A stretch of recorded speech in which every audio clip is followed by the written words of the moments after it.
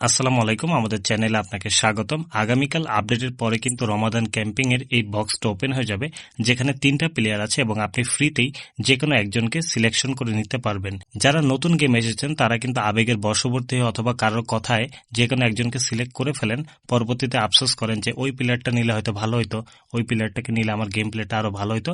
তো আজকের ভিডিওতে আমি এই 3টা প্লেয়ার বিস্তারিত আলোচনা করব, তাদের প্লেইং স্টাইল নিয়ে, প্লেয়ার স্ট্যাটস নিয়ে এবং পারফরমেন্স নিয়ে, এবং ভিডিও শেষে আমি বলে দিব কারা কোন প্লেয়ারটা নিলে ভালো পারফরমেন্স পাবেন। তো কথা না বাড়িয়ে চলুন ভিডিও শুরু করা যাক।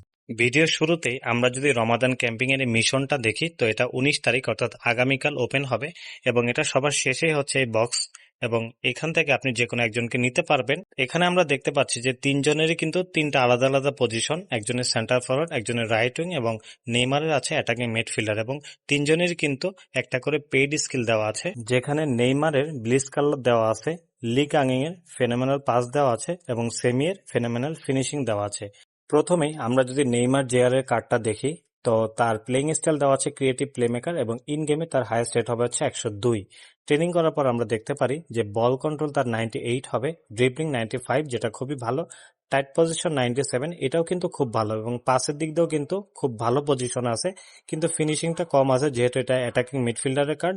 এছাড়াও অ্যাসিলারেশন কিন্তু 92, এটাও ভালো, কিন্তু স্পিডটা একটু কম দিয়েছে, তাছাড়া কিকিং পাওয়ারটাও কম দিয়েছে, এবং সব থেকে যেটা কম দিয়েছে সেটা হচ্ছে ফিজিক্যাল কন্ট্যাক্ট, যেটা 59।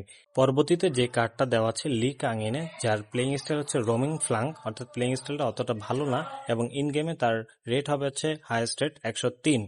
এবং আমরা যদি তাকে ট্রেনিং করাই তাহলে দেখতে পারি যে বল কন্ট্রোল 98 দেওয়া আছে, খুব ভালো, টাইট পজিশন 97 এবং অ্যাসিলারেশন 94, কিকিং পাওয়ারটাও 90। তাছাড়া স্পিডটা কম দিয়েছে আর স্ট্যামিনাটাও কম দিয়েছে, এবং কার্লও নেই, আর হেডার তো নাই, ফিনিশিংটা অনেক কম দিয়েছে। তো সব মিলে বলা যায় যে এই কার্ডটা খুব বেশি ভালো হবে না। পরবর্তীতে যে কার্ডটা আছে সেমি ক্লিক্সওয়ের, যার প্লেইং স্টাইল হচ্ছে গোল পোচার এবং ইন গেমে হাইস্ট রেট হবে হচ্ছে 103। আমরা যদি ট্রেনিং করাই তাহলে দেখতে পারি তার অফেন্সিভ অ্যাওয়ারনেস 93 হবে, বল কন্ট্রোল 90, যেটা একটু কম দেওয়া আছে, তাছাড়া ফিনিশিং কিন্তু 93, খুবই ভালো, এবং অ্যাসিলারেশন 97 এবং স্পিড 87, এটা কিন্তু খুব ভালো, এবং ব্যালেন্সও কিন্তু 90। তো সব মিলে বলা যায় সেন্টার ফরওয়ার্ডের দিকে কিন্তু এই কার্ডটা খুব এগিয়ে আছে। ভিডিও শুরুতে আমি বলে দিয়েছিলাম যে আমি ভিডিও শেষে বলে দিব যে আসলে কোন কার্ডটা কার জন্য ভালো হবে, তো এখন সেটা একটু বিস্তারিত বলে দিই।